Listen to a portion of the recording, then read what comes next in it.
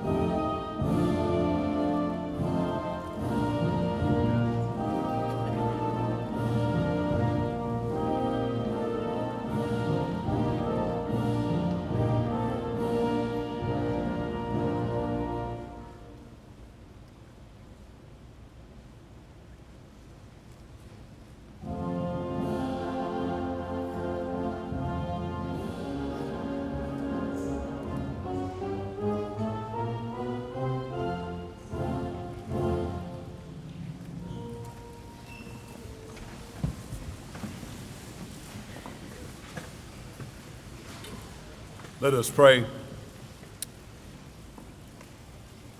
Dear Heavenly Father, on days like today, we lack the words.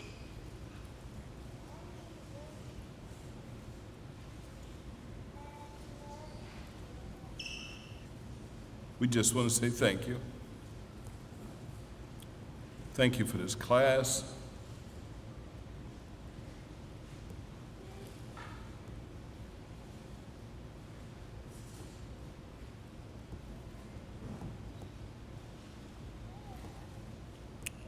Thank you for their lives. Thank you for this faculty.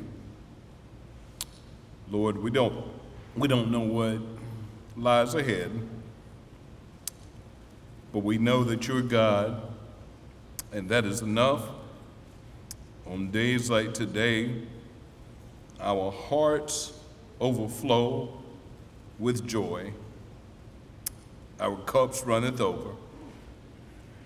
We love you. We adore you.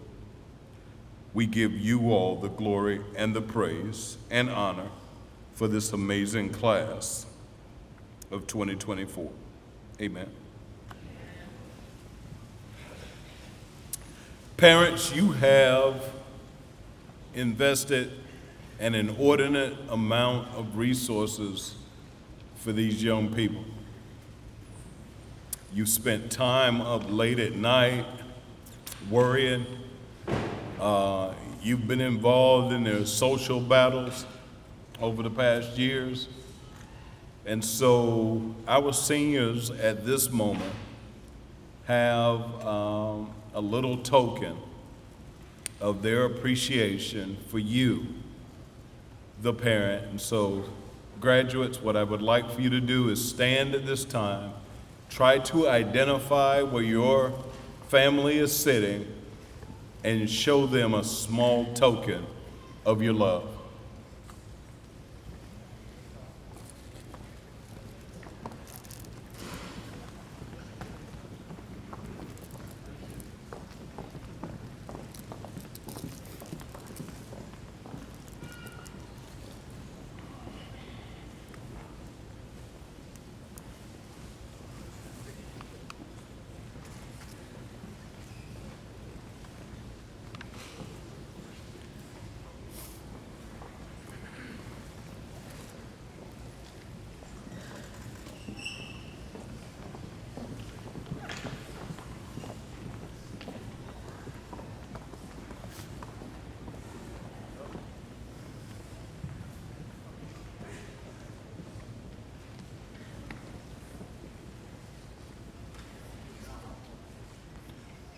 On behalf of Williamsburg Christian Academy's distinguished faculty, its support staff, its administration, and board of directors, it is indeed my honor to welcome you to the class of 2024 commencement ceremony this morning. Make yourselves comfortable. As I told the students yesterday in commencement rehearsal, this next hour, 30 years from now, will be one of the most important hours in their lives. At this time, to lead us in the pledge to the Bible, Mr. Aiden Connors.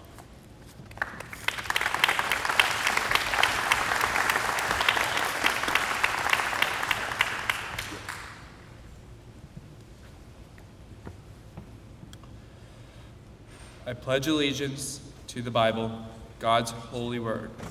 I will make it a lamp unto my feet and a light unto my path. I will hide its words in my heart that I might not sin against God.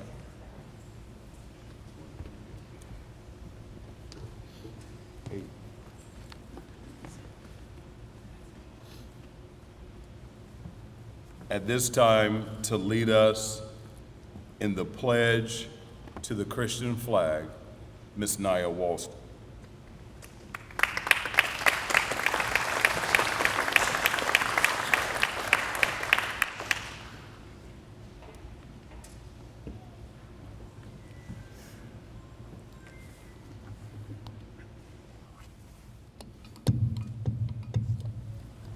I pledge allegiance to the Christian flag and to the Savior for whose kingdom it stands, one Savior, crucified, risen, and coming again, with life and salvation to all who believe.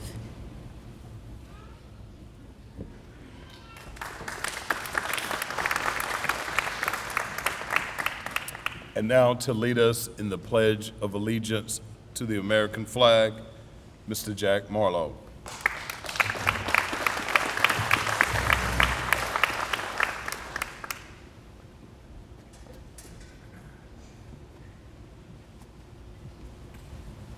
I pledge allegiance to the flag of the United States of America, to the republic for which it stands, one nation, under God, with liberty and justice for all.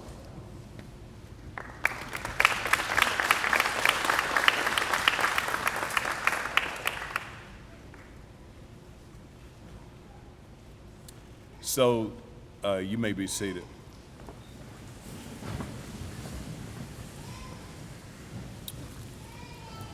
At this time, the weather has forced us to have a pivot as far as the official class photo. And so what we're going to do is the class of 2024 will give us an amazing rendering of Amazing Grace, and followed by Amazing Grace. Please bear with us for a moment. We have professional photographers, and those photographers immediately following Amazing Grace will take, since we have such a scenic setting here, the full class of 2024 will remain on stage when they have completed Amazing Grace, and we'll take a couple of minutes to take photos of the full class because the wetness isn't going to allow us to do that outside in the front entrance this morning. And so everyone, please bear with us for a few moments. Mr. Scarberry, the floor is yours.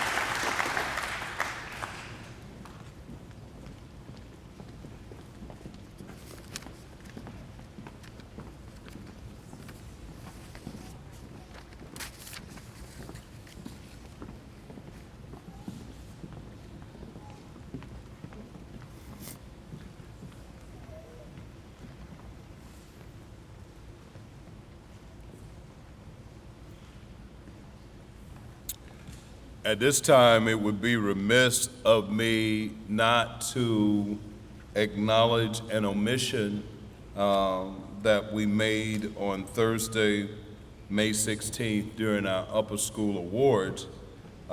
We had an award winner, and he was not recognized, and so we're going to formally recognize him now. It was an unintended clerical error, but we're going to acknowledge him at this point. Each year, we award biblical character awards where students resemble the character of those in Scripture. Each year, we present the Moses Award, and the Moses Award goes to learners who demonstrate patience, humility, and respect each day of their careers at WCA. And one of our 2024 Moses Award winners was Mr. Jack McCreary. Jack, please come forward and receive your award.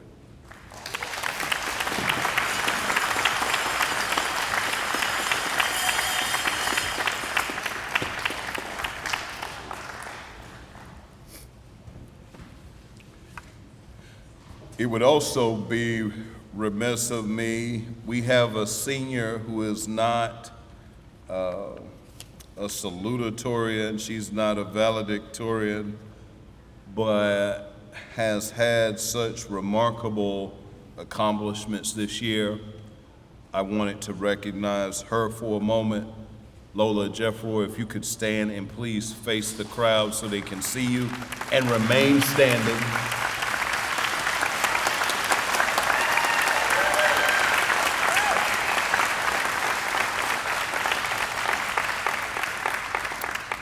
Remain standing, Lola. Face the crowd while if I'm going to extol you, remain standing.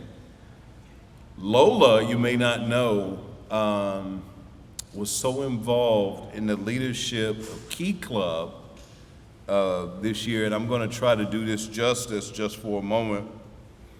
Lola served in the role of lieutenant governor and had many states reporting to her, including Virginia, the District of Columbia, Maryland, Delaware, and West Virginia. In addition to guiding these states' key clubs, local schools also were under Lola's leadership. Bruton High School, Jamestown High School, Walsingham Academy, Charles City County, Lafayette High School, and Williamsburg Christian Academy. Lola, we're so immensely proud of you. Congratulations.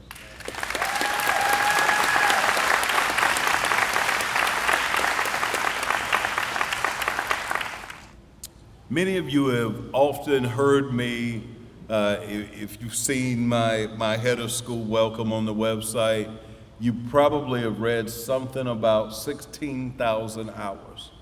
So from a time a student enrolls in kindergarten and leaves in the 12th grade, those 13 years of just academic time represent somewhere around 16,000 hours that child has been developed within a kingdom educational paradigm. Today's salutatorian is one such student who has spent more than 16,000 cumulative hours in our hallways and classrooms. I don't have enough time this morning to tell you everything I need to tell you about Miss Sophia Lee. During awards days, it is almost embarrassing because she's that brilliant. When she steps into a classroom, she's not playing around.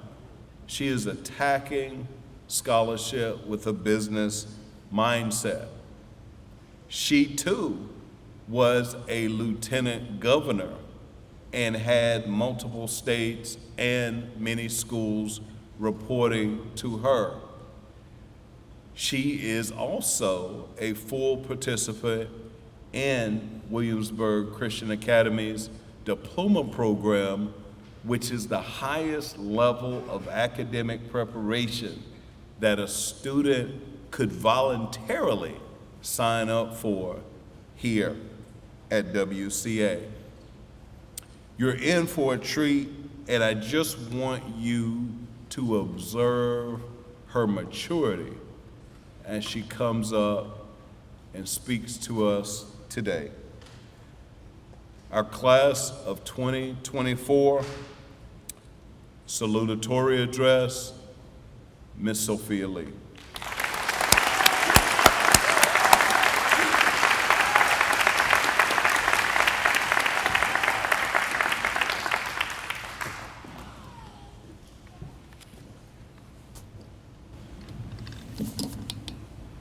Good morning, friends, family, faculty and staff, administrators, students, and finally, seniors.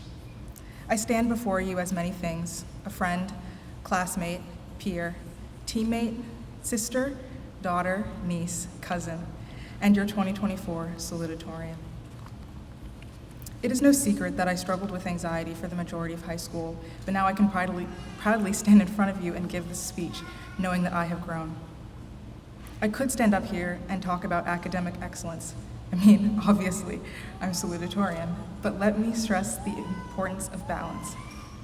If you know me at all, you know that I am, quote, always doing something. And on many days, the answer to how are you was busy, stressed, or just a long sigh. Was I at one point the co-president of Key Club, co-president of Women's Club, co-captain of the varsity field hockey team, NHS member, Key Club lieutenant governor, and senior class president, all during my senior year? Yes, but I feel taking on these roles made me more qualified to discuss balance. As someone who will graduate high school in 1 hour, I have 3 points for you today. Balance takes time to master, balance takes self-reflection, and balance takes collaboration. I know that balance takes time because in the 10th grade, Mr. Graham's US government class made me question if 10th grade was worth it. But now look at me. No self-help or famous quote can fix you, but time can. Assess yourself and then recognize that the growth process is slow. Secondly, balance takes self-reflection. You must get to know yourself, to be in harmony with yourself.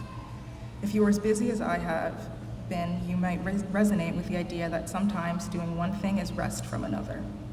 Find out what works, and that doesn't mean don't sleep. Please take it from me, sleep. Sleeping enough is literally co-signed by God. Check out Psalm 127. Lastly, balance takes collaboration.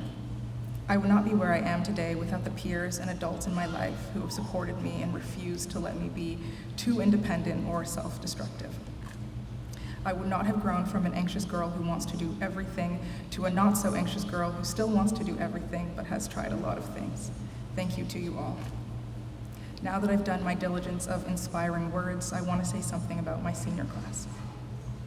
Fear the flock. When I think about senior class, I think about our laughter above anything else. We have definitely laughed a lot. Fear the flock came from a 7th grade inside joke.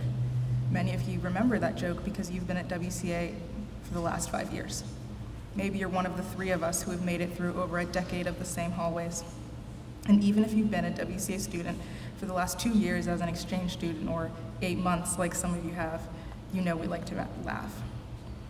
I was told I can recount a specific memory to speak about for this speech, but how can I pick one? Maybe remembering Disney movie karaoke we did on bus rides home from away games is something that brings me joy, but so is doing the crossword with Mr. W. And how can we forget about burning a cookie in the senior lounge microwave on a regular Monday during lunch?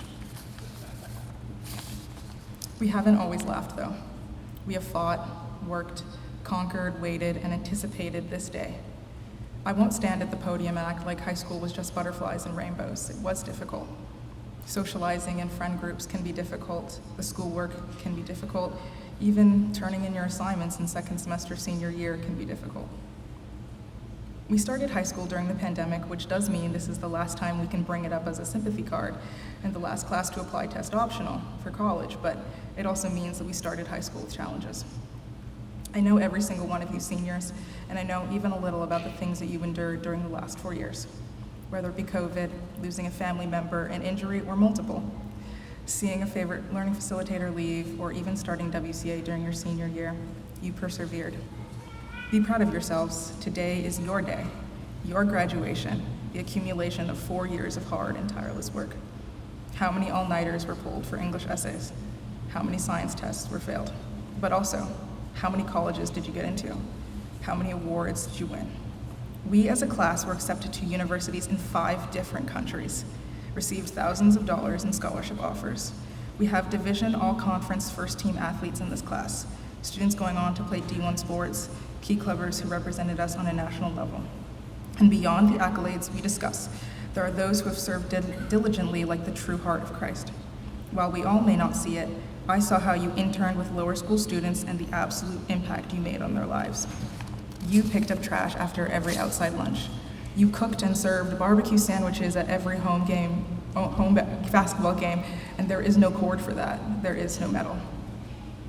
We need to thank those who supported us through this, but you were the one that took the SAT you scored a 1550 on. You played in the championship game. You stepped on a plane and lived with a host family while pursuing a diploma in a different language. You worked a weekend job while taking challenging classes and volunteered your time in addition to being a student because you felt compelled and not for service hours. Today is your day, seniors. You fought for it. Now the fight is finally over. Not in life, but in this stage. As one of our class's absolute favorite authors to study, Henry David Thoreau said, "If one advances confidently in the direction of his dreams and endeavors to live the life which he has imagined, he will meet with a success unexpected in common hours. He will put some things behind, will pass an invisible boundary. New, universal, and more liberal laws will begin to establish themselves around and within him. The old laws will be expanded and interpreted in his favor, and he will live with the license of a higher order of beings." As your senior class president, salutatorian, and classmate of 13 years, I wanted to keep this speech fun so that I didn't cry. Thank you all so much for making my senior year and my experience at WCA. The best part about today is that it is not the end. What can I say? The rest is still unwritten.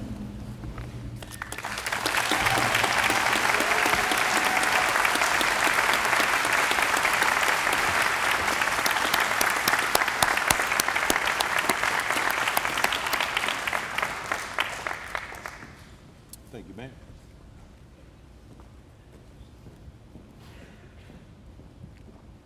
Before I introduce our valedictory address speaker, I wanted to acknowledge you can't say Sophia and the number 13 without Nathan's name coming up. Nathan, stand. You've been here since kindergarten, young man. Stand and let the crowd see your face.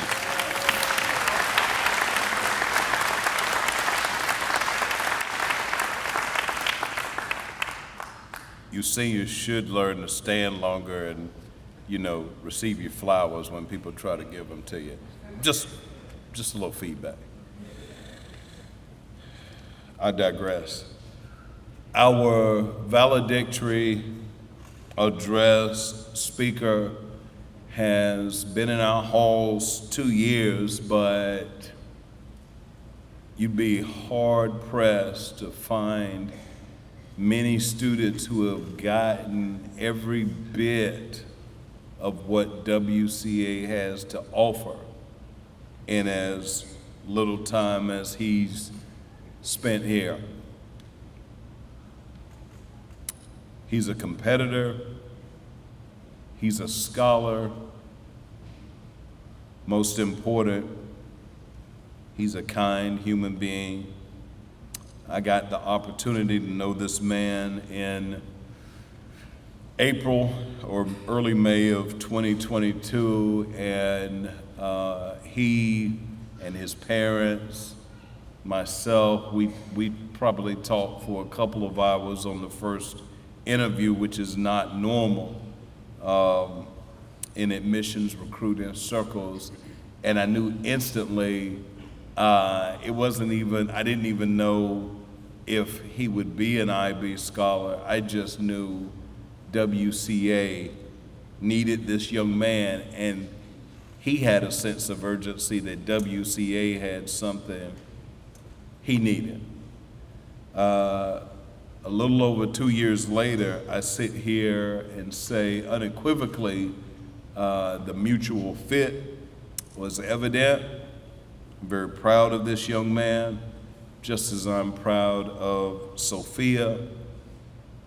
The reason we have professional videographers today to memorialize every word that comes out of their mouths, they represent this amazing class, and they represent the very best we have to offer.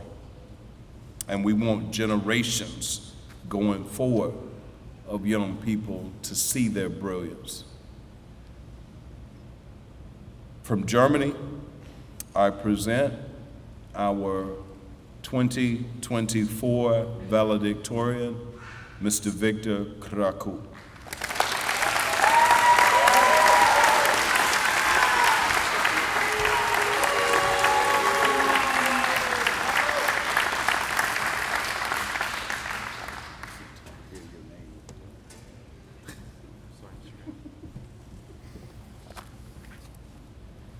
Ladies and gentlemen, esteemed faculty, proud parents and family, and my fellow graduates of the WCA class of 2024. What an awesome weather for a graduation ceremony, isn't it? In this situation, in Germany, we love to say that there is no bad weather. There's just bad preparation. In that spirit, on behalf of the graduating class, thank you to the competent staff that was well prepared for all cases and ensured that we can sit in our dry and cozy gym. To begin my address, I would like to take a moment to dedicate it to all international students that are with us today. For the past years, we have sacrificed so much, all with the goal of achieving what we are celebrating today. But while we are the ones that decided to leave, our families and friends were the ones that were forced to let go. So speaking for the entirety of the international student body, I would like to express our deepest gratitude to those who always have supported us from afar. Dankeschön, gracias, avalavam, mama tata, vă. Additionally, I'd like to express my gratitude for all of my teachers that have supported me throughout my academic journey. Whether in Germany or in the United States, I have been blessed with a multitude of supportive teachers that have not just helped me, but rather inspired me to seek wisdom and knowledge within my life. I'd also like to give special thanks to my mentor and friend, Dr. Andreas Rauch, who supported me throughout my research project and has been a wise guidance in my journey towards further education.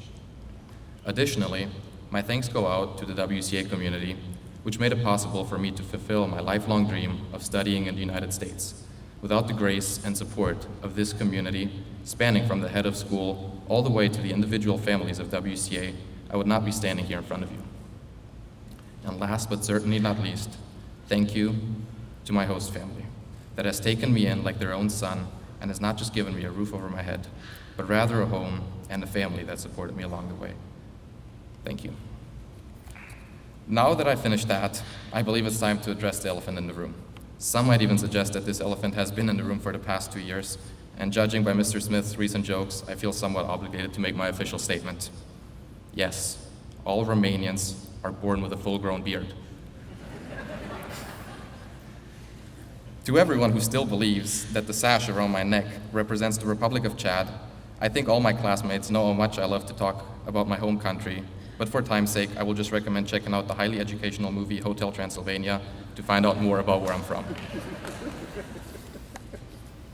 Anyways, today the focus shall not lay on where I'm from, but rather where I and my fellow classmates are standing now. As we are sitting here, excited to finally get our high school diplomas and walk out of those doors, I would like to ask you to shift the focus one last time to the last 2 years of our life. In the fall of 2022, a relatively big cohort of students from all over the world arrived at the doorstep of this school. Ready for the adventure of our lives, each and every one of us soon had to face the reality of what it meant to live halfway around the world. Through both positive and negative experiences, we grew accustomed to what life in the United States means, and step by step, we became a part of this wonderful community. Alongside a select few international students, and some domestic students as well, I was blessed to have the opportunity to take part in the IB Diploma program, something reserved only for the world's highest achieving students. So there we are, a group of around 12 multicultural, pretty diverse people, and not to forget, highly competitive. And with that, you might assume that the stage for a hostile competition was set. Yet everyone's desire to be the best was overshadowed by the common goal of learning and succeeding in this environment. Through the guidance of our awesome learning facilitators, and particularly our IB coordinator, Mr. Milan, we were united in the spirit of education. Instead of trying to prove ourselves, we started sharing our knowledge and perspectives with the group. I still remember with a smile on my face the day that Sophia and I proofread each other's English essays, or when AJ and I were trying to make sense of electromagnetic flux and other ridiculously hard physics topics. Today, I stand before you as the valedictorian of the class of 2024, being the first international student to receive this honor in the history of the school. Yet, I must say, with a humble heart, that the 2 years of learning together are far more important to me than this title. The shared frustration of theory of knowledge, thank you, Mr. Bass, extended essay, and all our IAs has shown me that the true purpose of education was never to make us smarter. No, this class has shown me that it is about building bridges between ideas, people, and even countries. So dear graduating class of 2024, I encourage you to continue on this spirit of collaboration as we part ways. Many of you will go to college, while some might join the military or join the workforce. Through your years at WCA, you have been able to meet a diverse group of people and explore a multitude of ideas, subjects, and paths for your life.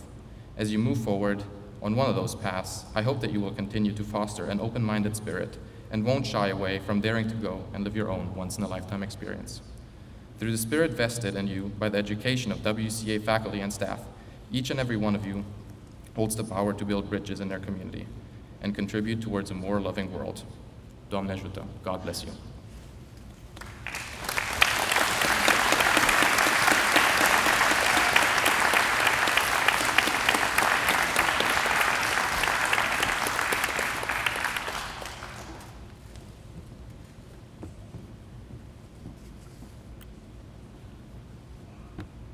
Our commencement speaker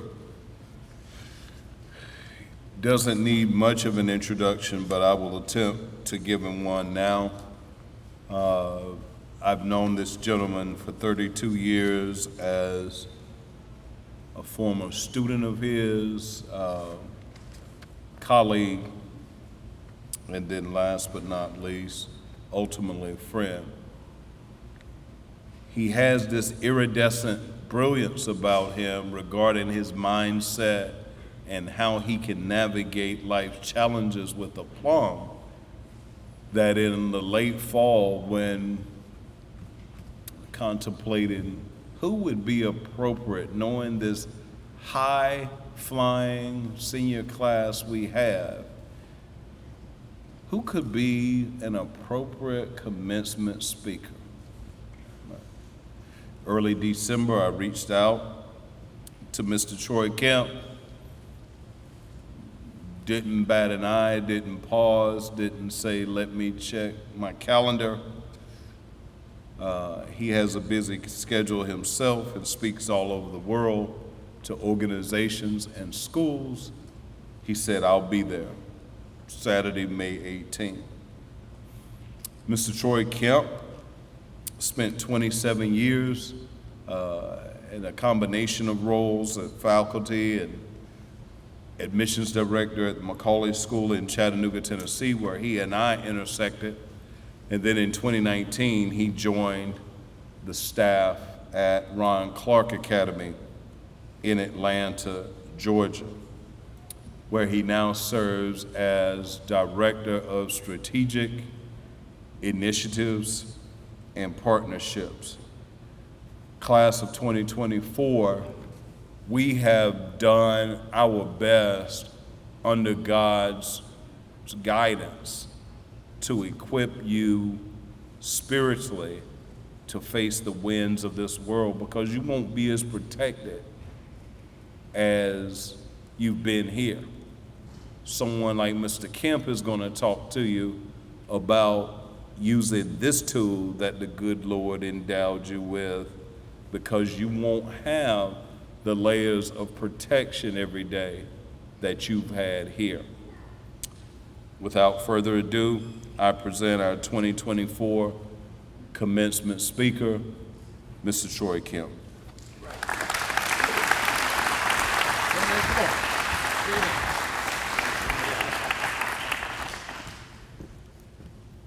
Good morning.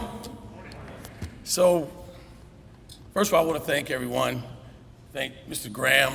I remember meeting him. He was 15 years old, and I forced him to stand in front of a mic for the very first time. I said, "You have a lot to say. You got to share it." He was a kind, quiet person, but you had to be courageous as well to step out in front of the light. So, welcome parents and staff and friends, and more importantly, the class of 2024. I'm going to share a few things with you. I'm not going to take much of your time, but I'm honored to be here, and I want to share some things that changed the game for me. So it begins with when I landed yesterday. I had a car, I rented a car. So I go to the counter, and I'm ready, I'm Hertz, gold, platinum, whatever the thing is. I walk up there, and the lady says, "I don't see your name in here." And you know, I'm used to seeing a little board, just go right out to your car and get your car and let's roll. "I don't see your name." I said, "That's gotta be, come on now." So I look back in my app, I booked my car for 2 weeks from now. Is that really how we're gonna do this today? And then the lady said, "Well, where you from?" I said, "Well, I live in Atlanta." I said, "But I'm from New York, but also I know this area because I was a migrant worker on the eastern shore of Virginia every summer for 13 years. I picked tomatoes, peppers, and all that." She said, "Really?" Because when I said eastern shore, she's like, And I said, yeah, I spent some time over there. And I said, but yeah, she said, "What do you do for a living?" I said, "I'm a hope dealer." She said, "You're a what?" I said, "I'm a hope dealer." Because I've been in education, but I do things, and I realized that a lot of times people say there's a gap in reading and a language, and a math gap, but really there's a hope gap because people won't continue to reach. It's just like faith. You know, you walk by faith, not by sight. So I'm gonna share some things with you, but first I'm gonna give you a little quiz. You ready? All right. I want you to raise your hand if you think this is true. Number one, I was a professional athlete at some point. Raise your hand, any of you. Anybody in the room, if you believe I was once a professional athlete. I'm gonna step out here so you can see. Any hands? Okay. For those of you who said yes, the answer is false, but I appreciate it. That's all I'm saying. You gotta stay in shape, gotta keep it moving. Second, I was suspended from elementary school. False, but I should have been. That's all I'm saying.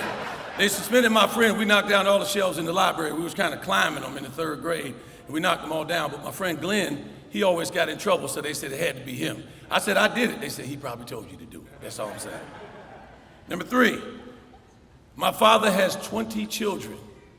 Ooh, I'm getting real now. Anybody? You can judge me. I gave you permission. Okay. False, he got 16. Come on now. Eastern Shore, Virginia, that's all I'm trying to say. 4, I was in a glee club singing and dancing in high school. Come on, raise your hand if you think that's true. True, All-State New York. I was singing and dancing, Careless Whisper doing the tango, that kind of thing. 5, I was homeless. Got one in the back there. I'll get 2 right there. True. I was homeless for a month when I was in high school. We were free lunch and food stamp kids, Title I. But what happened is our roof caved in because our rent man didn't take care of the roof, and we got evicted right before Christmas when I was a 9th grader. And so we didn't know where we were gonna live and where we were gonna stay, but we still had to go to school and walk in the door and act like everything was okay. And the reason why I share this is, it doesn't take long. You're homeless for a little bit. That's a lot. But I had to put on a heck of a mask to make sure people, because you know, I was a straight A student. That's the first time I got an F in my life, is when I was homeless. Because there were some other things on my mind, and I share that because everybody's got a story, right? And then here's the last one.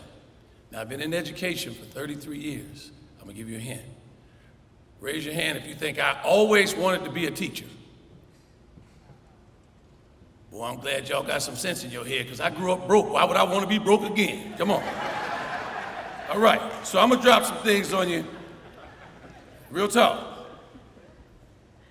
As you know, like I said, I grew up as a migrant worker, and they said, you know, how'd you get from there to here? How'd you navigate that? Because the truth is, most of the people that grew up, I was just talking to a friend of mine on the phone on the way here. He did 20 years in prison. Most of the guys I grew up with on my football team, my basketball team, my neighborhood, they're either in jail, in the military, or in the ground. And I said, how'd you make it? Because not many migrant workers make it to the point where you get 2 degrees, you put your kids, all 3 of them, through college, and you're still living it. You're still doing, you do what you love to do every day. And I said, it's a lot bigger than what I learned in the classroom. The things I learned from all the people along the way. So I'm gonna tell you about some things that changed the game for me. Because people always talk about at risk. Well, every time you play a sport, it's at risk. You got a risk of losing. But why do you win? You don't win because you're lucky. You win because you're prepared, because you have a plan. So I'm gonna share some things that changed the game for me that really matter, things that I learned even after high school, so that you can navigate this world that's coming up next. Because according to, like Mr. Graham said, the world outside this door, just like that rain, is VUCA, V-U-C-A. Can everybody say VUCA? Everybody say VUCA like you mean it. VUCA, VUCA, volatility, V. U stands for uncertainty. C stands for complexity, and A stands for ambiguity. Those 4 words are the scariest words in life, because that means you don't know what's coming next, but you gotta stay ready. So how do you live that life? Because see, I grew up in that space where I didn't know what was coming next, so I stayed ready. Even with that counter, because she said, we don't have any more rental cars, and we're not allowed to really rent cars on the day of. But guess what? I got a car and an upgrade. Why? Because she said, I like what you're doing for other people, because I told her why I'm here.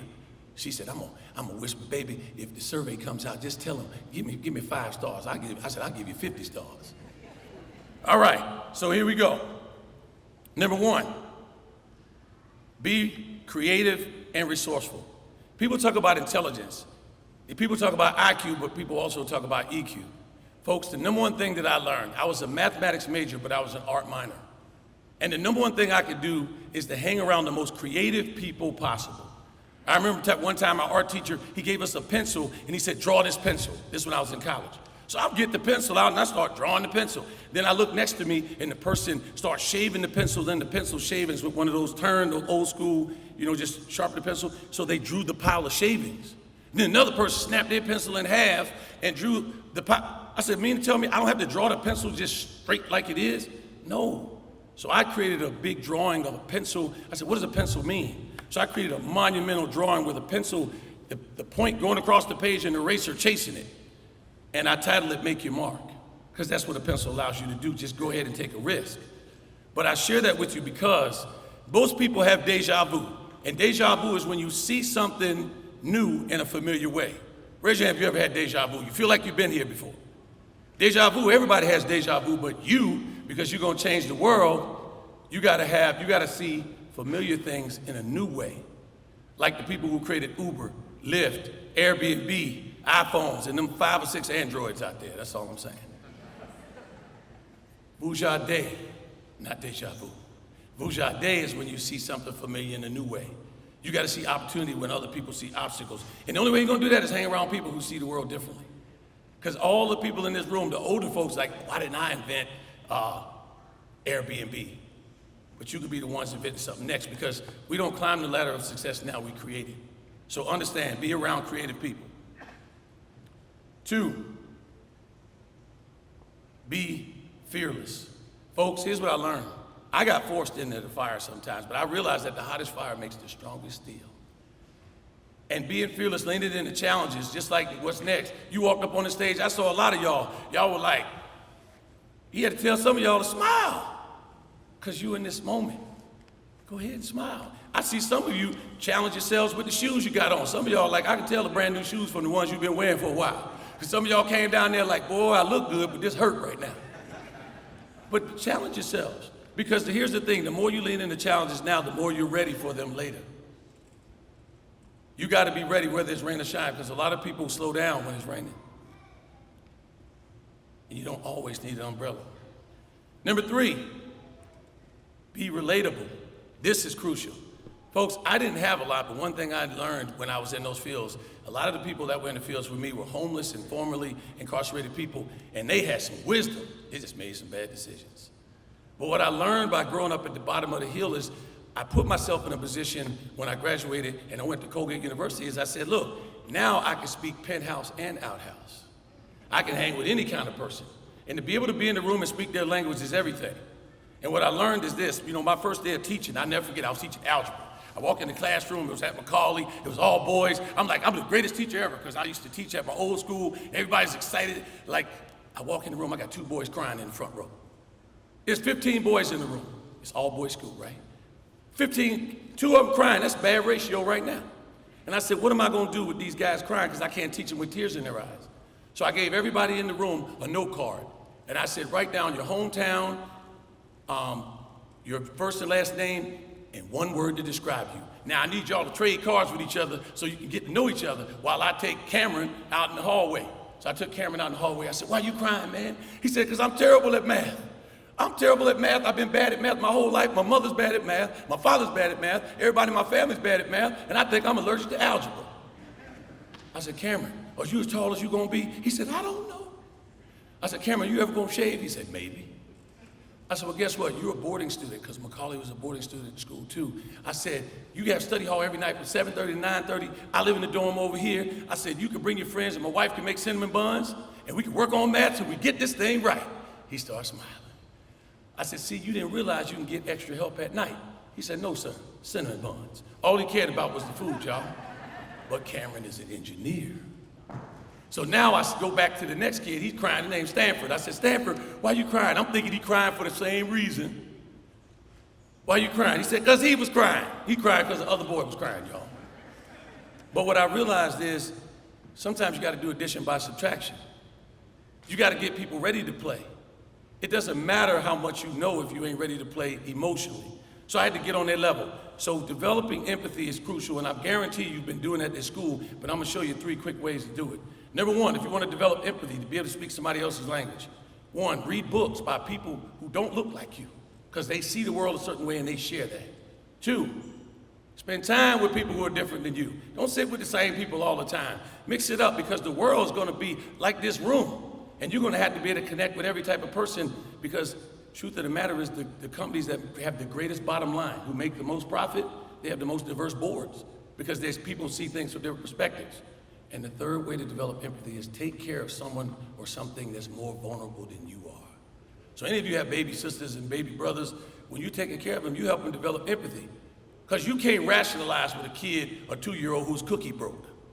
That cookie breaks, you can't say, that ain't nothing but sugar, flour, and dough. Get up off the floor, it's gonna be okay. No, you gotta get on your knee and go, that's a bad cookie. Cookie, you did the wrong thing, let me get you a new cookie. You gotta talk their language. You gotta speak their language, it's crucial. So being relatable is everything, because you can know everything you want, but if you don't, it's just like your greatest teachers. They say things, they speak your language. They translate what they have in a textbook to knowledge, to a language you understand, and you love it at that point. Next thing is to be reliable. Man, when I went to college, I thought I was the greatest football player ever. I mean, I was everything. I show up at Colgate, and I went to Colgate because of the balance between the athletics and the academics. So I decided I go there, I think I'm the greatest thing ever, and we had a running test. And I never had to train, because I was lifting potato bags all summer, so I was in pretty good shape. So I'm like, let's go. So they had a running test. We had to run the 40 6 times in a row. I'm like, why are they making us run it 6 times in a row? I'm super fast. Why would I run this again?